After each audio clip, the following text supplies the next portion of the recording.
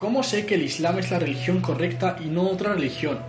Muy buena pregunta, de verdad. Es una pregunta preciosa, muy buena pregunta. La voy a responder en las siguientes stories. Viendo todo este universo, viendo todas estas galaxias, lo bien situadas que está cada cosa, armónicamente puestas, muy bien estructuradas y configuradas y muy complejas, nos da con nuestra pequeña mente a entender y nos da a pensar de que esta creación tiene que tener un creador, sí o sí, porque nada se crea de la nada, ¿vale? Y un requisito, y es que el creador de todo esto tiene que ser distinto a su creación. ¿Por qué? Porque si es el mismo de la creación, necesita a otro creador que lo cree. Y entonces vamos a entrar en un bucle infinito y eso sería un argumento en el absurdo, es decir, que no tendría sentido. Por lo que Allah subhanahu wa ta'ala, el creador de este universo, es distinto a su creación y no lo podemos comparar con su creación, ¿vale? Eso es el primer punto. Este grandioso creador, este majestuoso diseñador, nos ha enviado una serie de mensajes en forma de libros sagrados para demostrarnos su existencia y demostrarnos que es real.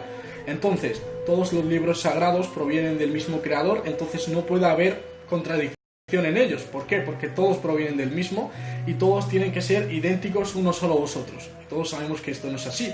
Así que vamos a analizar las distintas religiones y vamos a ver cuál tiene fallos, cuál no, en qué falla cada una y por qué. Antes de empezar a hablar de cada religión por separado, debemos de clasificar las distintas religiones que existen hoy en día y ver cada una qué hace. Tenemos varias hoy en día como el budismo, el hinduismo, que no se consideran religión, en sí no son religión, sino son como una forma de vida.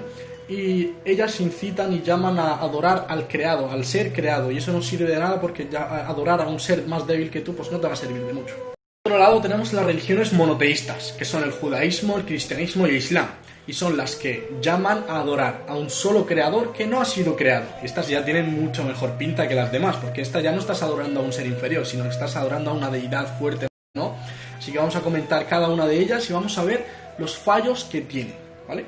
El judaísmo es una religión que le llamo yo una religión VIP. ¿Por qué? Porque no puedes entrar a formar parte de esa religión, de esa nación, si tu madre no es judía. Entonces ya de primeras te están cerrando las puertas a formar parte de ellos. Y una religión tiene que ser una religión universal para todo el mundo. Entonces ya está haciendo aguas, ya de primeras te cierran la puerta. Entonces una religión descartada. El cristianismo es una religión grandiosa practicada por millones de personas alrededor del mundo, pero tienen un gran error en el entendimiento del concepto de monodeidad y el monoteísmo, porque meten a la figura de el Padre, Dios el Padre, Jesús el Hijo, que la pasa con él, y el Espíritu Santo. Entonces ya estamos creando una contradicción en el entendimiento del monoteísmo, porque estamos plurificando el monoteísmo, y eso en sí ya es un argumento ilógico.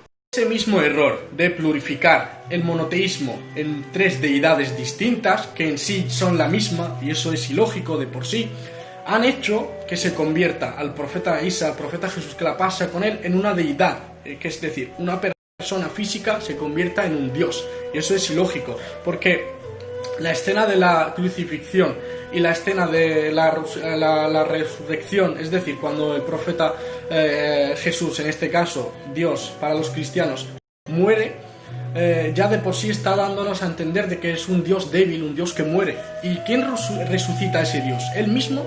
Entonces ya son argumentos ilógicos. Y para esta creación tan perfecta no puede haber más de un creador. De hecho, en el Corán, la primera intervención que tiene el profeta Isa, que la pasa con él, a sus escasas horas de haber nacido, es decir, soy siervo de Dios. En ningún momento él dice que soy deidad. Entonces la gente lo ha convertido. Y otro punto muy importante es que han sido manipulados muchos escritos de la Santa Biblia, del Antiguo Testamento, lo que hace que su veracidad ya empiece a disminuir. Eso es lo malo cuando las personas empiezan a manipular los escritos sagrados de Allah subhanahu wa ta'ala. Y otro punto es que en la religión del cristianismo, para confesar tus pecados tienes que acudir a una persona física como intermediario para poder hablar y confesar todo lo que hayas hecho, y él hace como de intermediario, y eso en sí no tiene sentido. Tú no tienes que acudir a nadie para poder confesarte y decir tus pecados, eso lo haces directamente a tu creador. Entonces ese es otro punto de por qué yo no elijo el cristianismo. Y ahora pasamos con el Islam, que es la religión que yo practico y es la religión de la que estoy 100% seguro de que es la correcta. ¿Por qué? Primer punto, es una religión que envía un mensaje universal para todo el mundo. En cualquier parte del mundo en la que estés, ese mensaje va enviado para ti. Y no conoce ni de etnias, ni de nacionalidades, ni de fronteras, ni nada. Para cualquier persona en el mundo. Es decir, no tiene ninguna exclusividad como tiene el judaísmo. Por lo que el primer punto lo cumple. Segundo punto, el profeta del Islam, Muhammad, que la paz sea con él, es una persona honrada, una persona conocida por sus buenos modales y una persona conocida por su sinceridad. Y eso no lo dicen sus compañeros, sus amigos del alma, no, lo dicen sus propios enemigos. Ellos mismos dicen que es una persona honrada, honesta y nunca miente. Entonces, ya nos están dando a entender de que es un mensaje que ha llegado en buenas manos. Tercer punto, el Corán. El Corán es el libro sagrado de los musulmanes y se considera el libro protegido. Se le llama así ¿por qué? Porque es el libro que no ha sufrido ni una manipulación durante todo el tiempo que lleva vigente, más de 1400 años, y no ha sufrido la manipulación de ni una coma en su copia.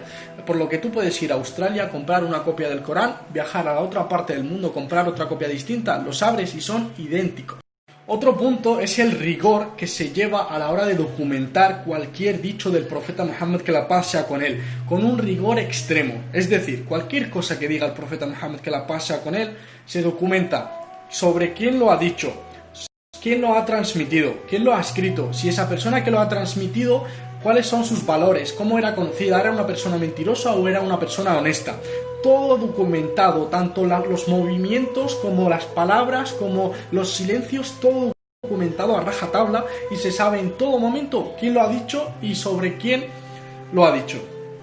Y otro punto muy importante es la explicación que se da sobre Dios en el Islam. Es una explicación que concuerda con la lógica y que no contradice el entendimiento de las personas, por lo que hace que sea sencillo y fácil de poder entender.